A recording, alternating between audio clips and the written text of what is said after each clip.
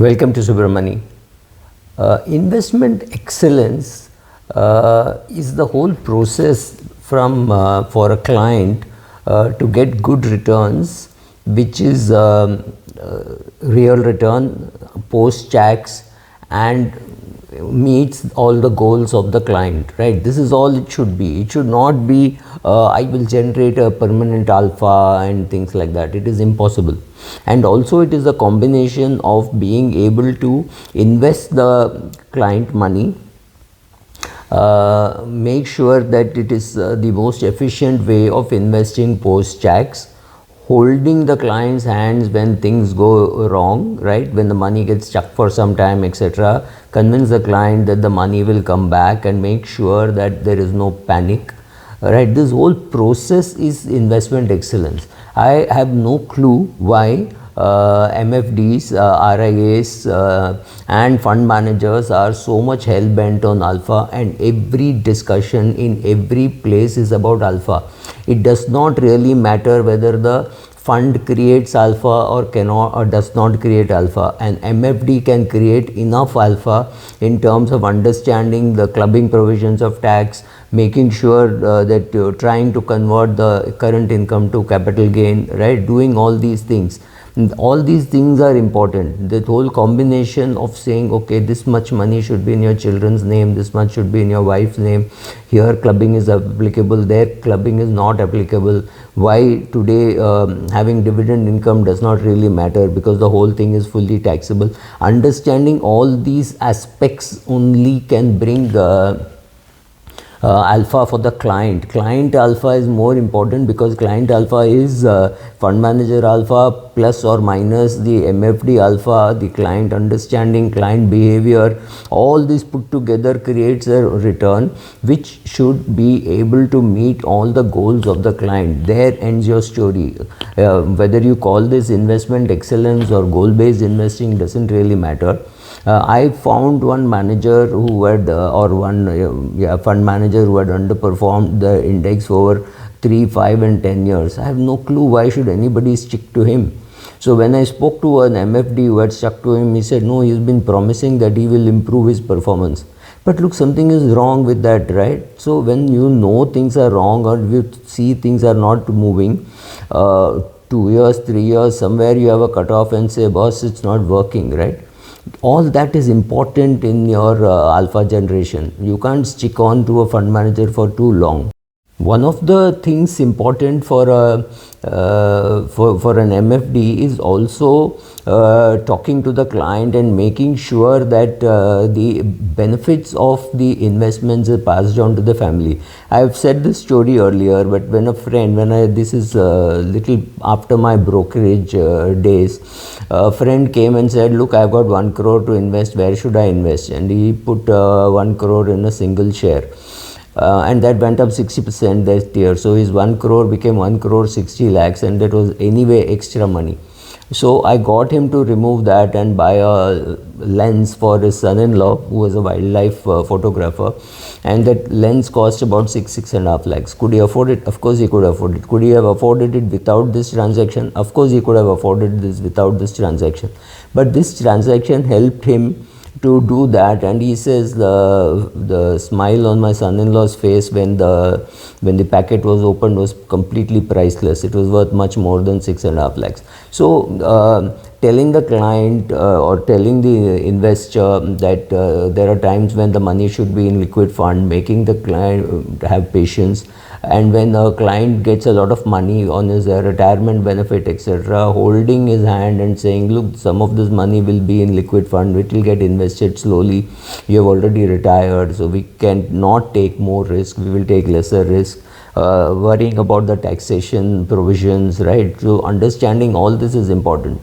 So I was talking to a client, to a fund manager, and that fund manager said more or less the same thing. He says creating real sustainable cash flow for the client over a long period of time, post tax, that is my goal, right? He did not talk about alpha on a quarterly basis or alpha on a yearly basis. He said the client should get sustainable post-tax return. Let us assume that it is invested in a equity-oriented fund, which means there will be a 10% tax.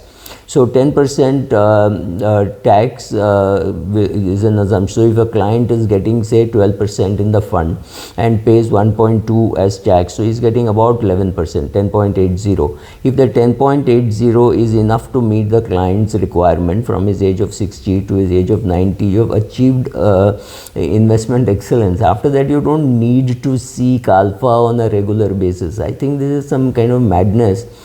To keep on seeking alpha. I mean, Buffett has not got alpha. He has underperformed the index over long periods of time. Should not matter.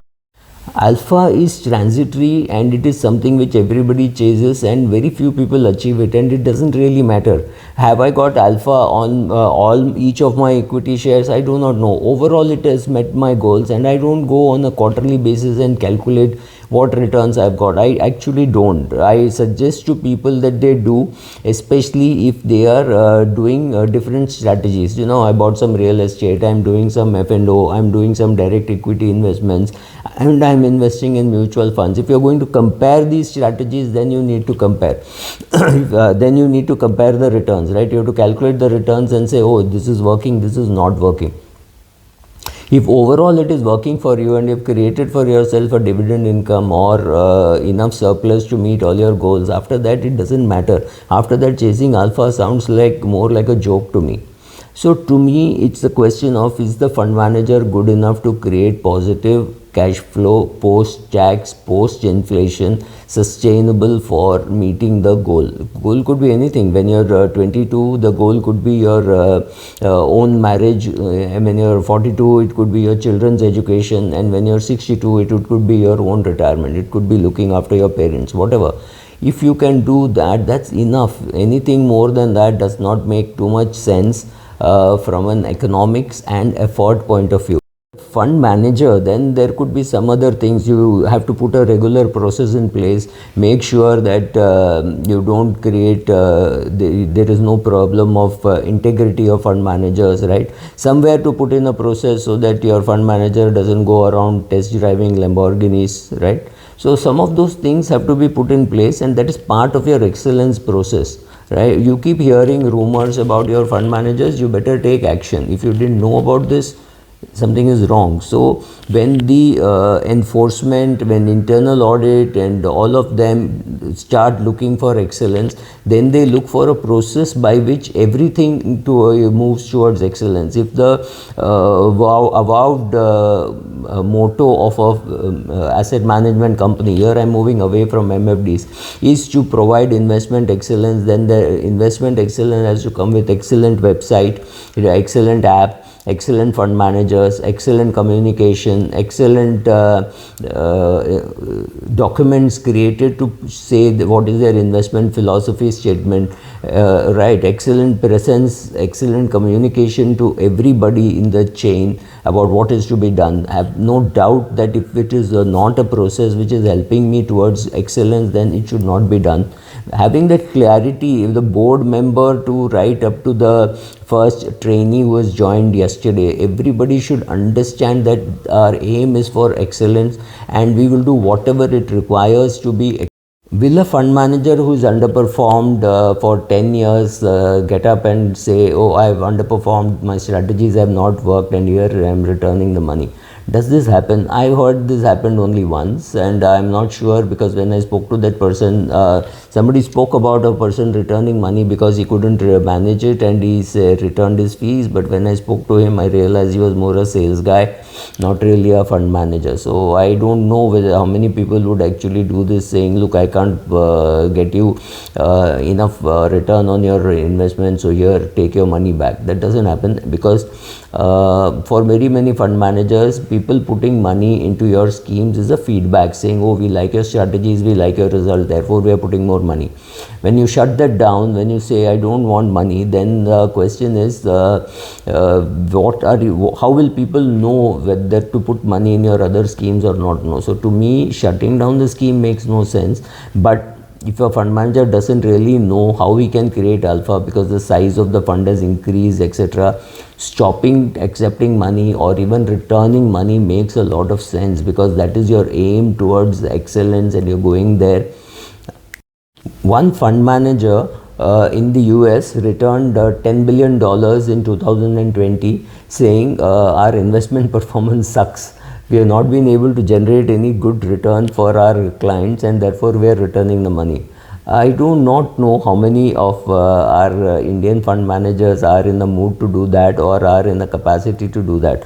They don't even admit that they made mistakes, right? They just say, oh, we were also investigating. Then we, almost all Indian frauds, etc., have been found out by somebody else, not by the firm itself coming up and saying, look, we found this and we have rectified it.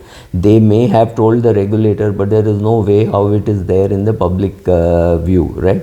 So mostly our frauds, our mistakes, etc., are caught by the regulator or by somebody else and told to the regulator, and after that there is an investigation, and then people are very virtuous saying, oh wow, we sacked that person. You did not have too much of a choice at that stage, right? So when you go for investment excellence, you have to have the willingness and guts to have a peer review and say, oh, my peers are doing well, so this is what I have to do, this is what.